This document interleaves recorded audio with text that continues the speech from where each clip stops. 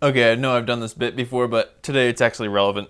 This is a forklift, sort of. The forks, clearly from what you just saw, don't just lift, they tilt. This is another kind of forklift that just lifts things up 3 feet off the ground. This forklift goes up, but it doesn't go down. The only way you can get it to go down is to take this switch apart and jump the 2 leads for the down switch. Which is fine with me, except that I really don't have a use for a tilting thingy-majigger like this. So I'd like to get it working so I can sell it. That's why I have this new China Amazon push-button switch. Seeing as this is a pretty simple project, I thought today might be a great opportunity to tell you guys my forklift story. It all began one day when I was scrolling through Facebook Marketplace while I was pooping, as I do every time I poop, and I found a forklift. I don't know why I'd always wanted a forklift. I just love the fact that they can lift up such heavy stuff way up into the air. For some reason, that's fascinating to me. And I found one for $700. And he said, runs, stops, and lifts. And it was a 1950s Towmaster. And I don't know what I had planned on doing with it, but I messaged the guy and I said, I will buy it.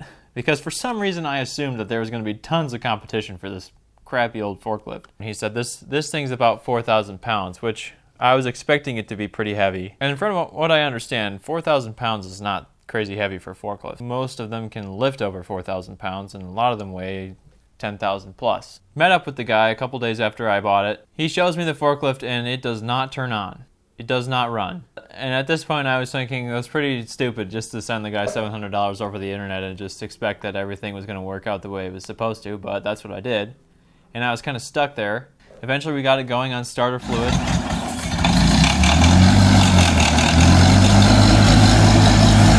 The forklift could not go up the ramp. It could barely even go up the incline in the driveway.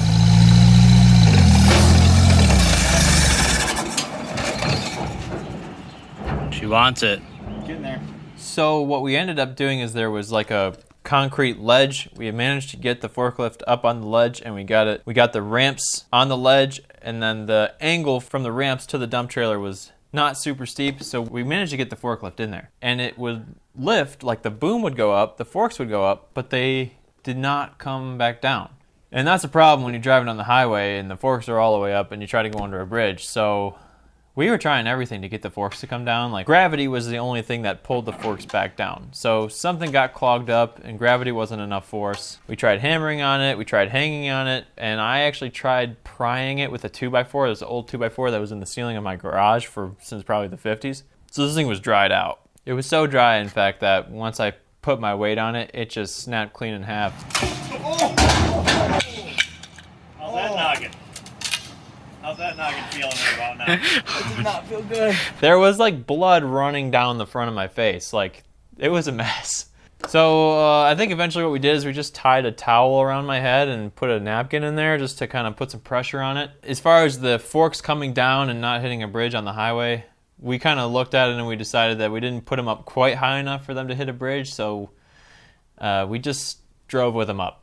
My mom, who's a nurse, came over to look at my head wound. She said I probably needed stitches, and I said I didn't want to get stitches, so she took some of my hair and just tied it together on either side of the cut and just tightened it to pull the skin together. That problem was solved. Getting the forklift out of the trailer was much easier than getting it up, because all we had to do was tilt the trailer a little bit and the forklift went down the ramps. We dumped the forklift off the trailer into my front yard. No big deal, I'll just start the forklift up and it'll drive now because it was driving when we left.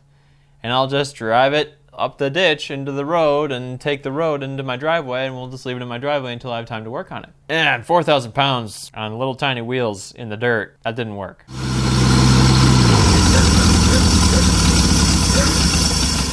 All my neighbors came out. I think I had 4 or 5 guys shoving the back of the forklift. I hooked it up to my van also, and the van was pulling it out of the yard into the street. Once it was moving on the hard dirt road, I just full throttle gunned it as fast as I could up the dirt road into my rock driveway, and I just parked it, and it stayed there for a month. It was not going to move from where I parked it. But you could like slam it into gear and the tires would just churn up the rocks in the driveway, and the whole forklift just kind of went down. So the forklift is sitting in my front yard for weeks with the forks just way up in the air. And I got up one morning, looked outside, the forks were down. Gravity over time took its toll. After staring at the forklift in my driveway for a month, my passion for the project was waning.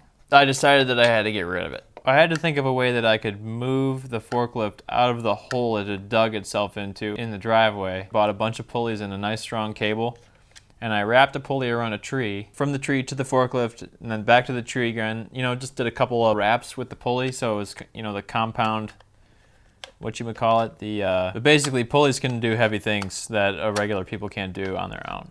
And I was able to drive my van across the yard, and the forklift kind of just popped right out of there. And once I got it up on flat ground again, I was able to start it and drive it to the road. I wasn't going to rent the dump trailer again, so we just used the car hauler, which had a 7,500 pound limit. I hooked the pulleys up to the front of the car hauler and then to the forklift, and I drove the car away from the car hauler, and that pulled the forklift up onto there. Generally, the whole thing kind of worked out okay. Thirsty. I wish I had a drink.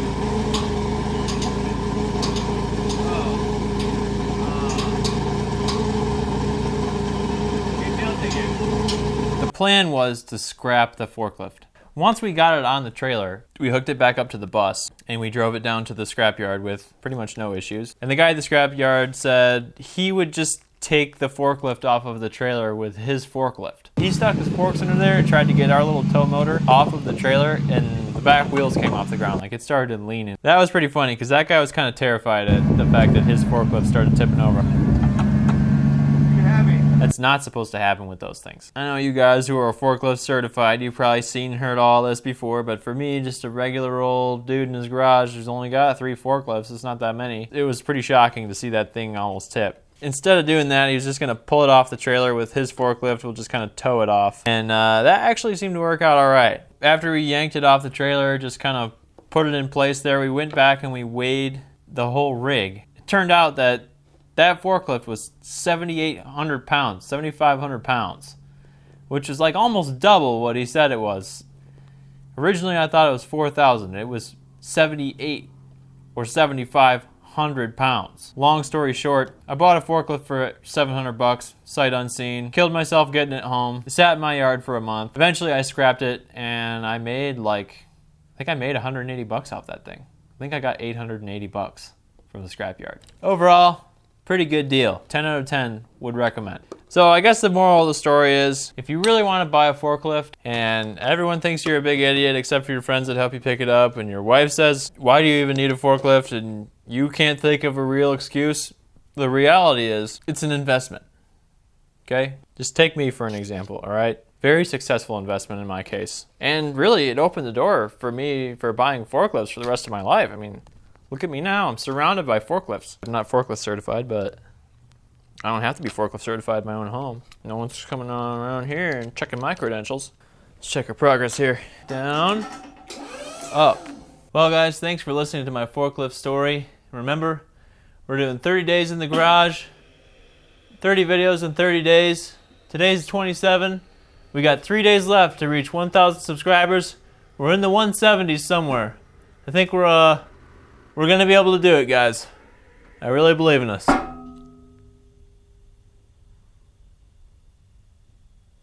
I'll see you tomorrow.